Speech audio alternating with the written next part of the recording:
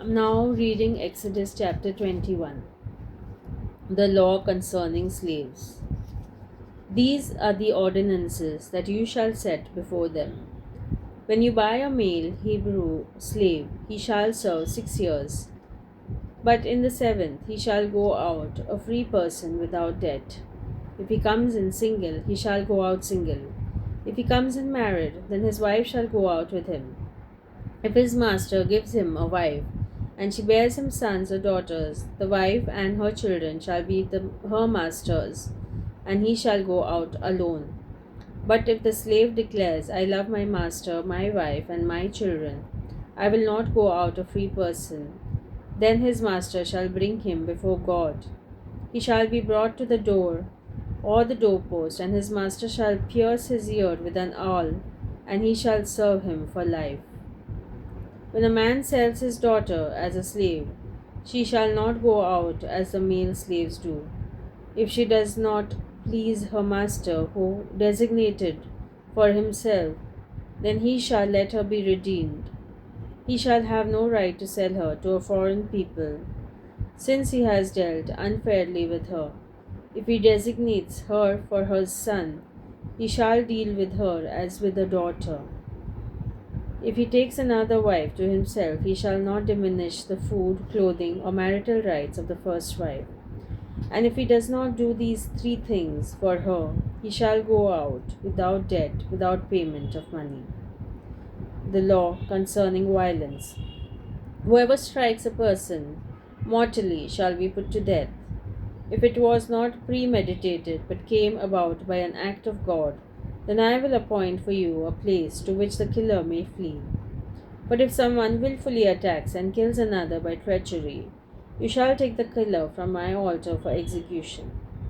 Whoever strikes father or mother shall be put to death. Whoever kidnaps a person, whether that person has been sold or is still held in possession, shall be put to death. Whoever curses father or mother shall be put to death.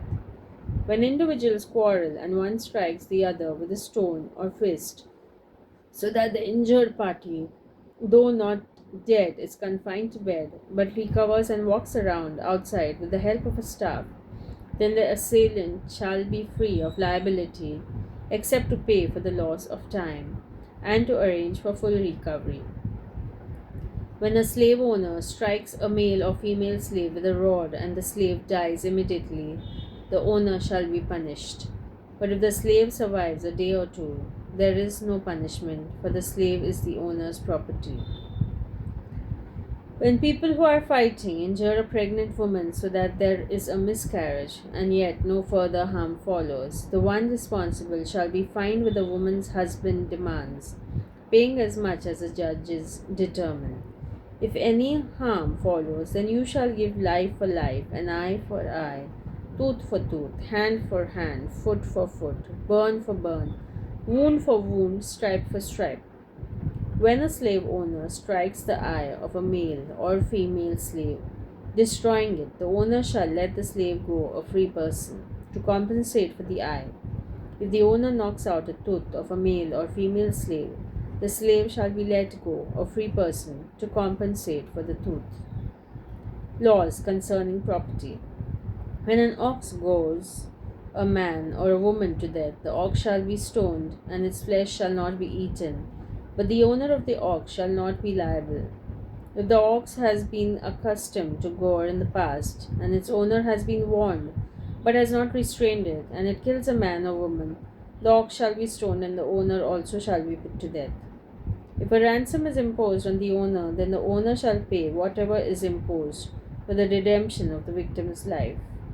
If it gores a boy or a girl, the owner shall be dealt with according to the same rule. If the ox gores a male or female slave, the owner shall pay to the slave owner 30 shekels of silver, and the ox shall be stoned. If someone leaves a pit open or digs a pit and does not cover it, and an ox or donkey falls into it, the owner of the pit shall make restitution, giving money to its owner, but keeping the dead animal. If someone's ox hurts the ox of another, so that it dies, then they shall sell the live ox and divide the price of it, and the dead animal they shall also divide. But if it was known that the ox was accustomed to gore in the past, and its owner has not restrained it, the owner shall restore ox for ox, but keep the dead animal. This is the end of chapter 21, Exodus.